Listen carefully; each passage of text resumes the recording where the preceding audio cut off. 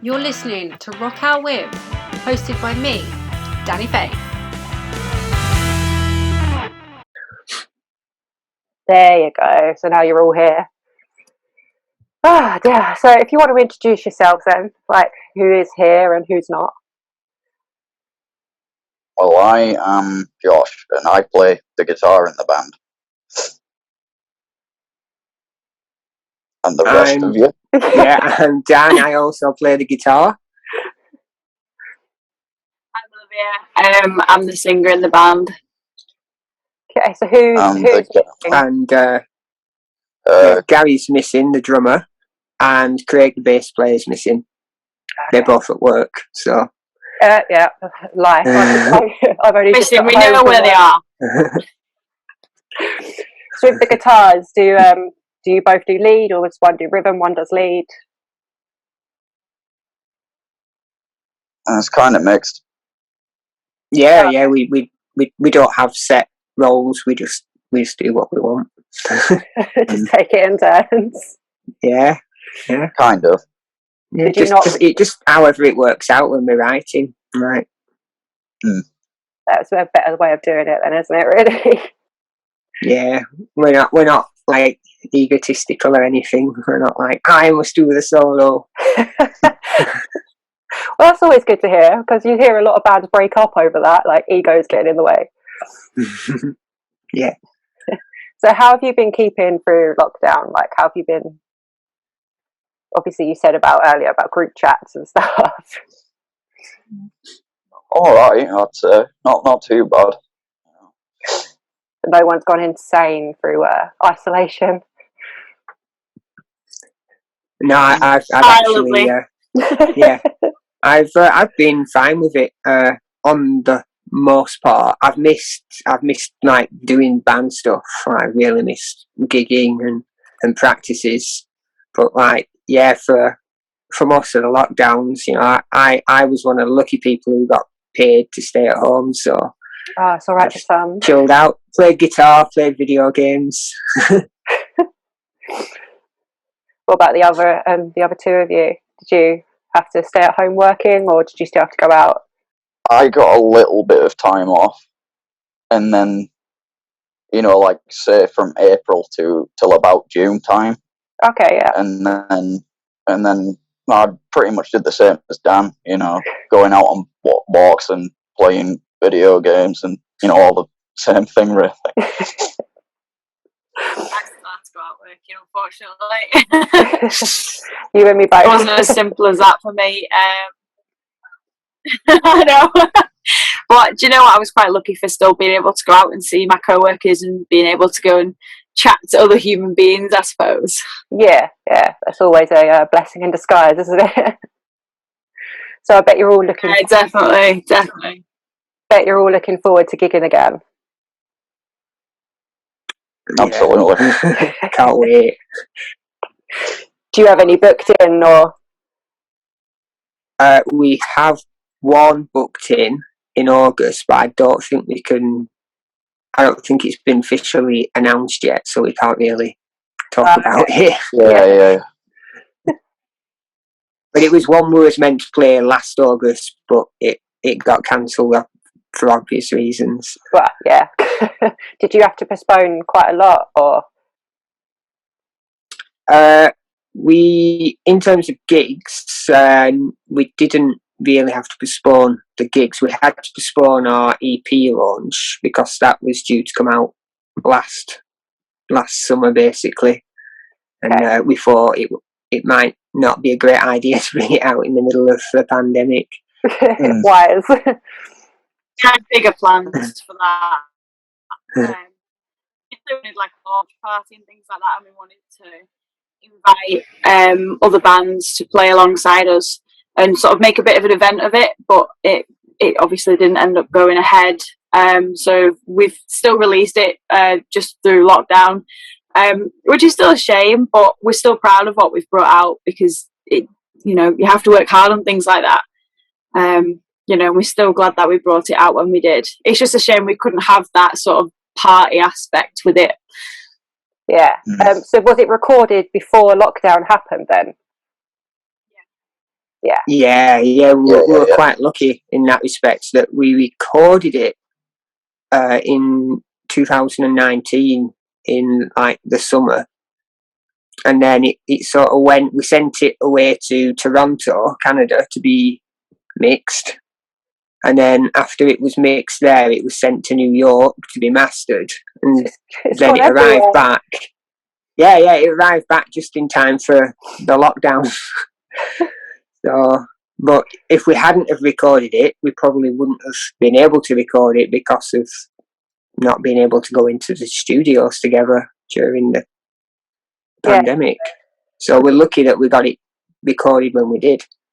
Yeah, because it was released on 30th of April, wasn't it? Yeah. So it hasn't been out very long. How has it been received so far? Like, in your opinion? It's been great so far. I mean, I guess it came out Friday, and this is the first time we've spoken, I guess, as a band. So I've got access to all the data and stuff, and yeah, it's going down quite well so far. I've heard a lot of positive things from a lot of people, and a lot of positive comments about Olivia's voice as well, because this is her first appearance with the band. She only she joined us in 2018, so this is You're the a new first kid. release. Yeah.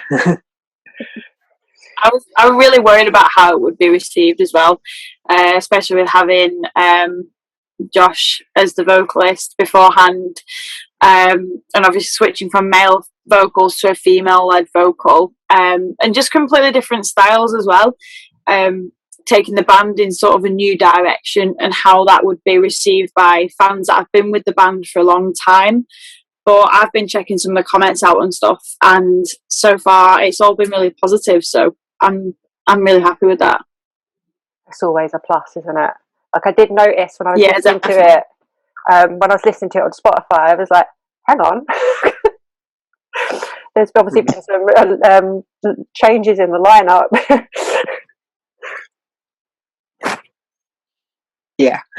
Yeah. So what was your favourite track to record? That's a tough one. Yeah. I don't think I enjoyed recording any of us. It was pretty full of like technical difficulties and stuff, you know, so it took a lot longer to record it than it should have done, you know. So I really liked Habits. I really liked how that turned out, because there's a lot of harmonies in there. So I initially laid down quite a few of them, and then they were mixed just right, and the layering of that was really nice, really nice to hear as well. Like, someone had heard it, and then obviously when it was being mixed, it was just sort of a similar wavelength that we must have both been getting. So it was really nice to see the ideas come to life. How much control did you have? Obviously, you said you sent it to Toronto, then New York, and like around the world. How much control did you have over the mixing?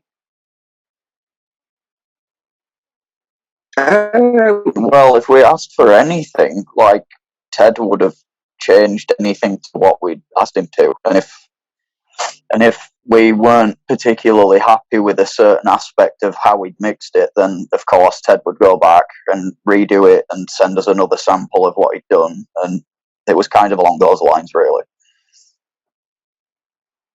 Yeah, we had the final say in the whole process. It was he was basically doing what we asked, and we sort of let him do his own thing as well. Like we said, go and do whatever you want, and if we like it, we'll keep it. Or otherwise, we were sort of, it was like a two way thing. We were giving him instructions, and he was also experimenting and showing us his vision as well. It's always a bonus, in case you didn't think of it and he's like gone, hey, what about this? So how did you why it's sometimes good to get so how did you name the EP? Because obviously it's called Controlled Feedback. Where did that come from?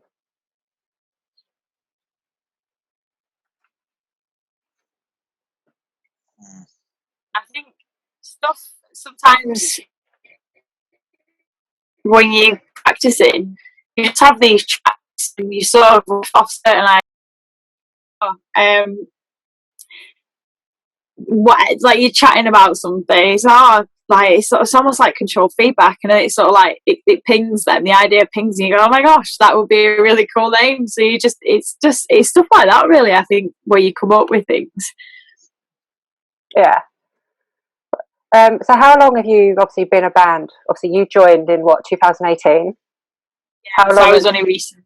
Yeah, how long have the rest of you been involved with each other?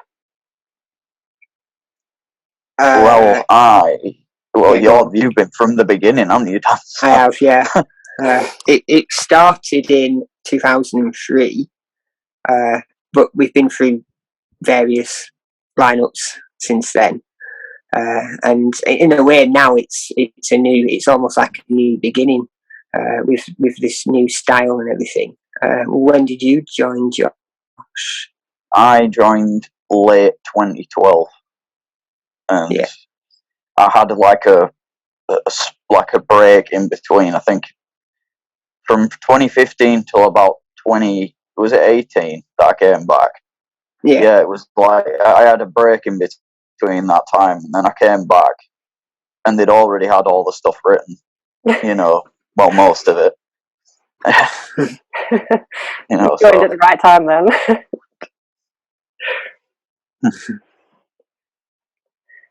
So how did this particular lineup meet? Like, how did you come about in 2018?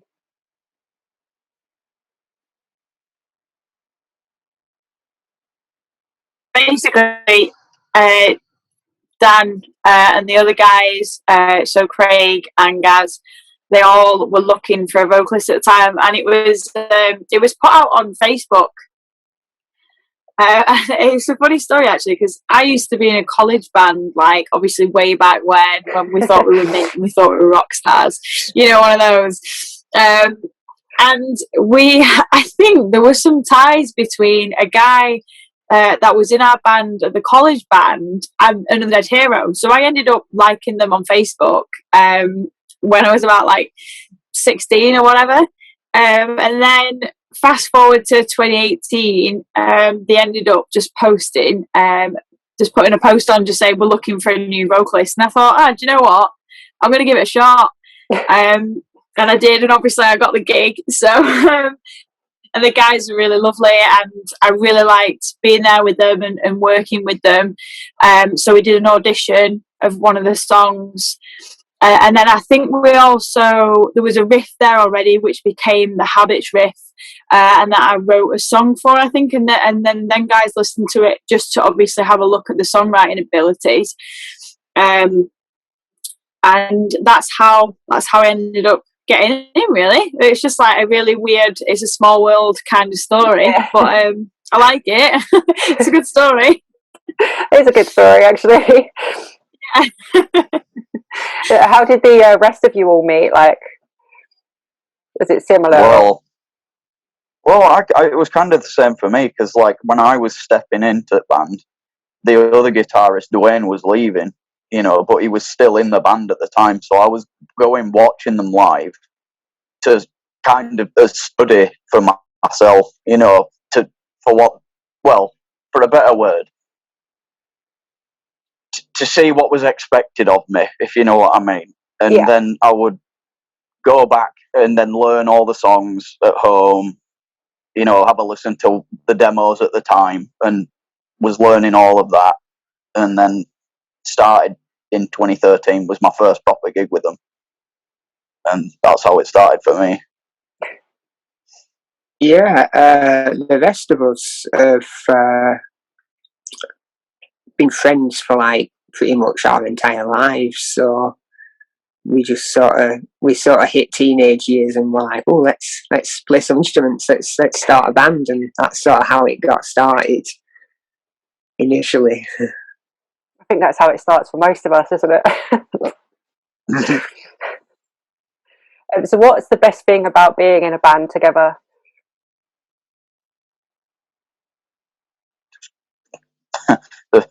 like the way everyone's personality just bounces off each other, you know, mainly. Like it's just a barrel of laughs, you know, more than anything.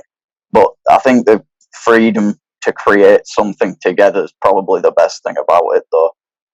You know. I'd agree with that, definitely, 100%. Like, we do get along really well, and we can just sort of riff off each other a lot of the time. The gigs are so fun, especially when we do, like, obviously we film the gigs that we do, and we film like the run up to the gig and go into the gig, and it's just a really fun thing to do. But yeah, definitely the freedom to create and to be able to put something out in the world. I mean, I know that sounds dead corny, but it's true, especially for myself, is writing the lyrics. I've had a fascination with English, and I've been writing poetry since I was in high school. So some of the lyrics that you hear on the songs on the EP, I will have written when I was about 14. So it's good to finally get that out, get that heard. And for me, it's that lyrical aspect. It's being able to say what I want to say in a supportive environment.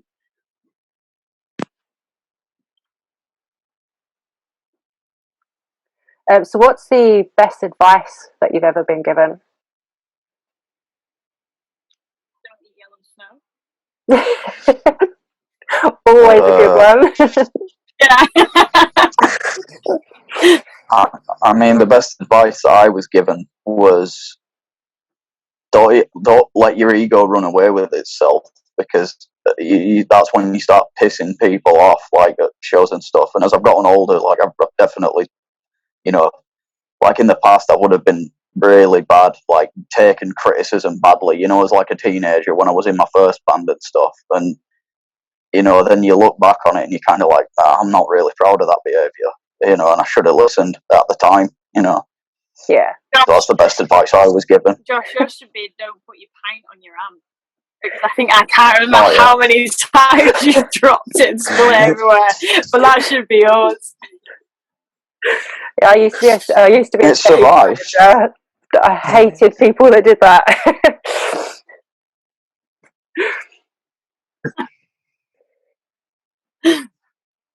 Oh dear. What about you, Dan? What was your best advice? Probably just to make sure that you're having fun and that you're enjoying just being in a band, like because it can be quite. I think you can get lost in like all the chasing the numbers and trying to continuously go further and higher than you've ever been before. But sometimes you just gotta sort of just enjoy the moment, enjoy where you're at, and just have fun. So we've got. I want to chip into that. Yeah. No, I need to chip into this because I think for me, one of the biggest bits of advice I could give, or one of the things I've learned, is that you've got to do it. Sort of like, obviously you're a team, but you've also got to like do it for yourself. I know a lot of my friends don't obviously listen to the music that I listen to, and obviously listen to the music I produce because it's just not their cup of tea. But you've got to remember that, you know, it makes you happy and it's something that you enjoy.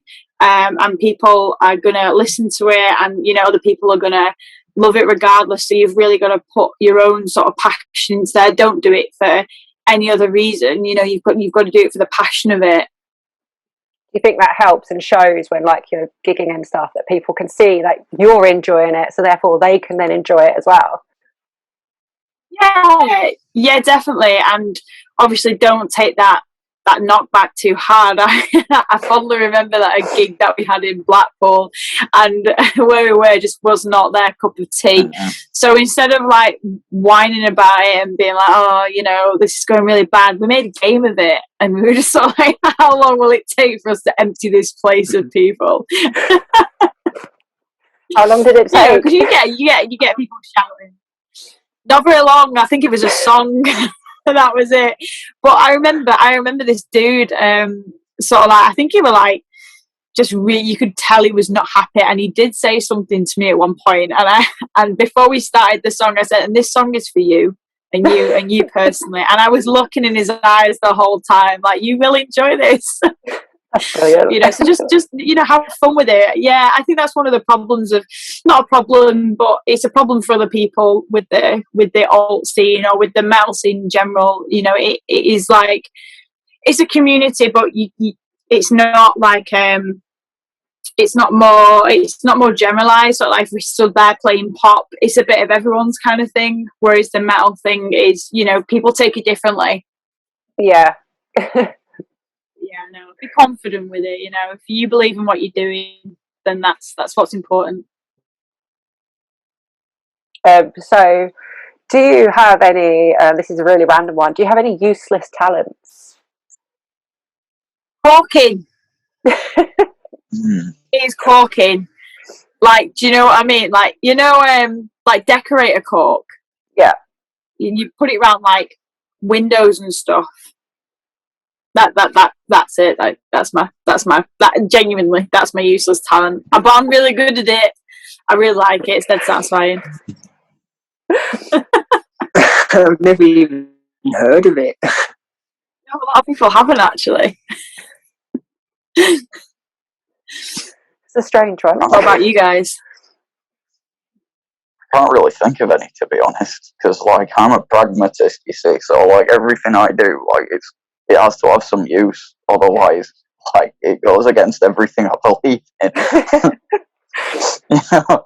So, He's quite good at impressions, actually. He always makes us laugh at band practice. We make him do impressions of random it still people, has a and it purpose, always. doesn't it? No, yeah, I suppose. Always hits the nail on the head. It's well good. Impressions. What about you, Dan? Oh, it's one of them things. I don't really like doing it unless like You don't like doing it on it's demand, working and do you? yeah, I don't like doing it on demand. No, I just do it randomly. Like it's one of them things. Yeah, useless talents. Yeah, I don't think, unless you count guitar playing as useless talent. Dan, you were looking round then as if you were like looking for some plates to spin or like some Yeah, balls yeah. to juggle or something. Like, I can do Yeah, this. there Like. must be something in here there that's useless. Oh jeez. Oh man. Well, some people would say like doing music is useless, but none of us agree with that. Arts have a purpose, definitely. So, what message would you give to your fans?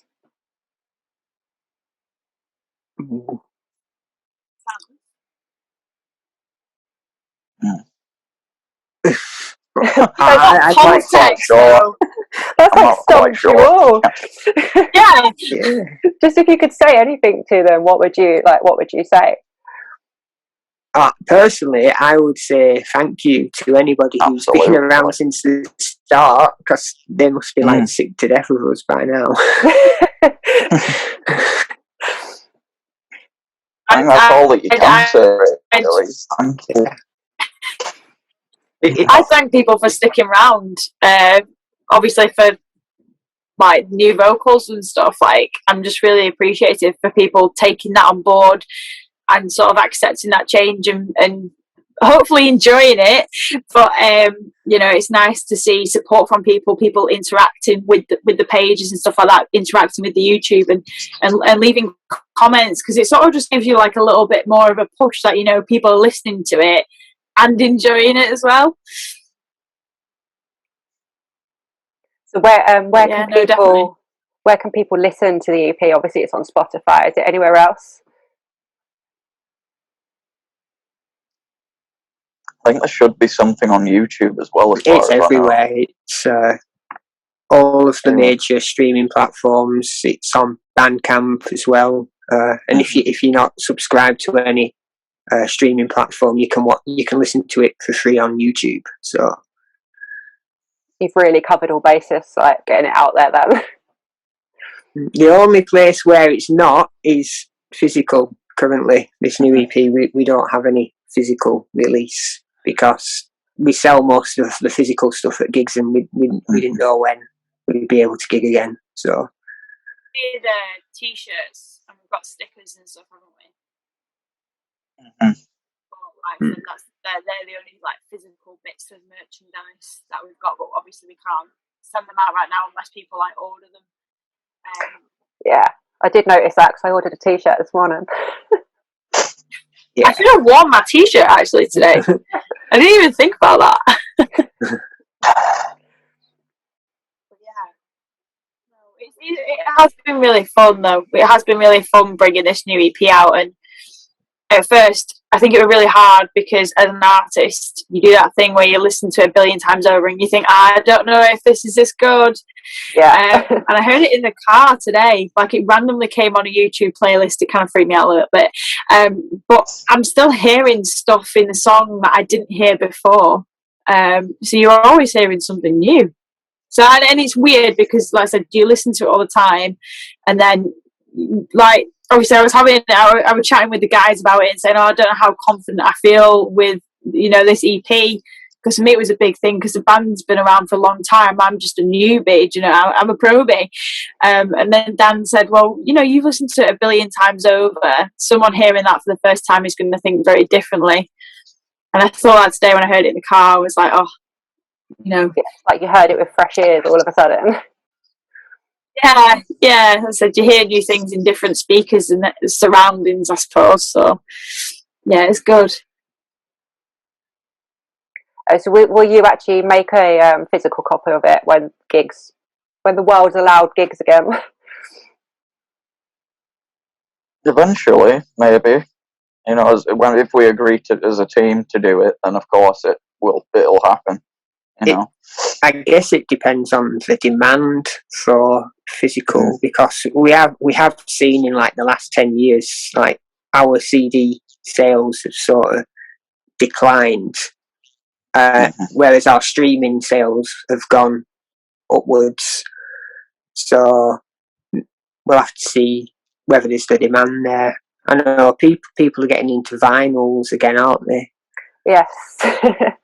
and tape cassettes for some strange reason. Like, who in their right mind wants to listen to tape cassettes? Some of us still have a cassette player, so yeah, but they're just awful. Not really. It's the crackle. Yeah, it's definitely the crackle you get with it. It's those imperfections that actually make it worth listening to. I mean, if it wasn't so expensive, like, because it is extremely expensive, I'd so love to get it done on vinyl, but it costs a fortune. Yeah, it's an arm and a leg, but like in an ideal world, if it wasn't, expensive, then that'd be so cool. But yeah, it's very pricey to print music onto vinyl now. It's like, why? Okay, so final question. If you could rock out with anybody, dead or alive, who would it be?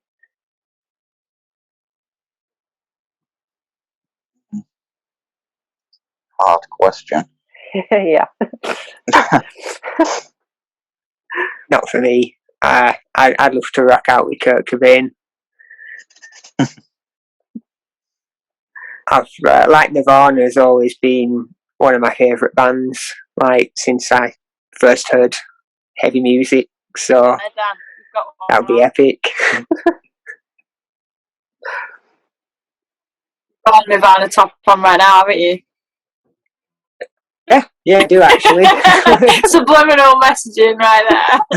If I ever did see it. I mean, if I had to pick anybody just out of like pure ferocity on stage, to say Dillinger Escape Plan.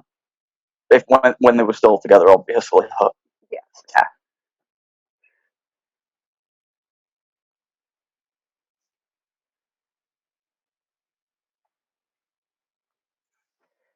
Okay, so is there anything else any of you wanted to say?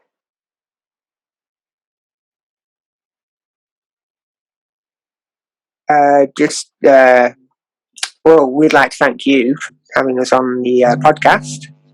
Thank you very much.